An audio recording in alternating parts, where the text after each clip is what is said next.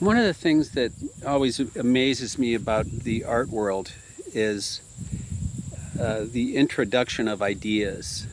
Just through conversation with some of my colleagues, I told them that I was scanning objects, and they said to me, you know, Bob, there's a small little nature center over in Virginia where the Smithsonian allows you to go and handle the specimens and draw from them and study them as an artist.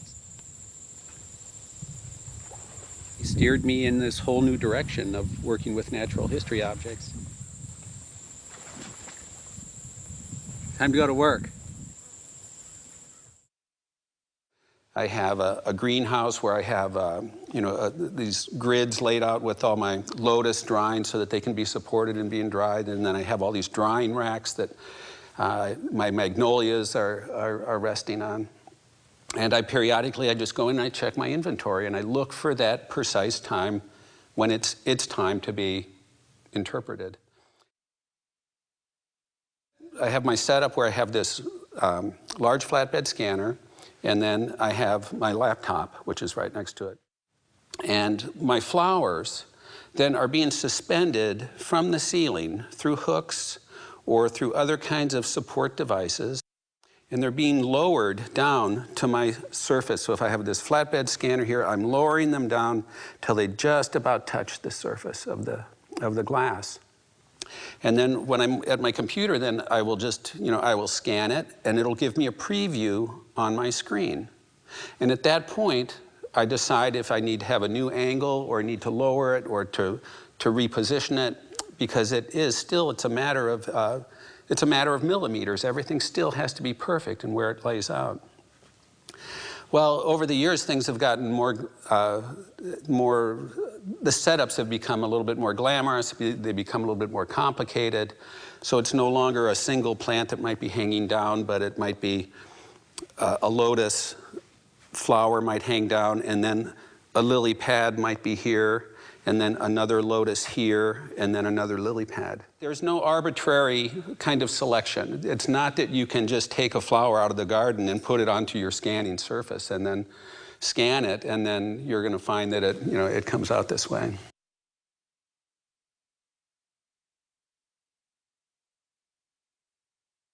So I have these Fairchild in a pattern already, which I worked on last night. And I've saved and I've scanned these same little flowers for over a year and a half now.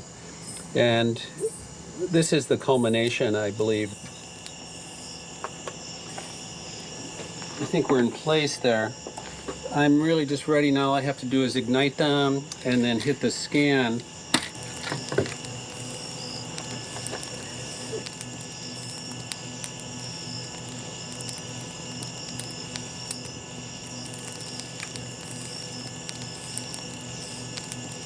I'm very excited about this. I can just see how that light's coming through there. And again, I'll go back and work with the ashes. So this is it. It's not the last one. I'm going to get this off. This is very thrilling to me. It's amazing that I'm very happy that the dedication to this setup over this period of time and how it has always fed me and given back. And now that it hasn't failed me again, that it's just a super relationship. Don't want to lose this one. I bet we see it on the wall someday. I get it scanned into my computer. I open it up in a conventional Photoshop program, and I do very little to manipulate it. I do not want the manipulation aspect of it to be the subject of the picture. And I use a color burst rip, and I find that it actually transfers better color and information more quickly. A rip is a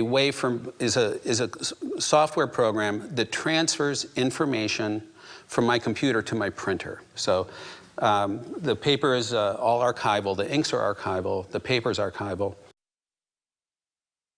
So I want to recreate my feelings about my imagery. I want to be able to have something up on the wall that people can come to and invent their own narrative about the work.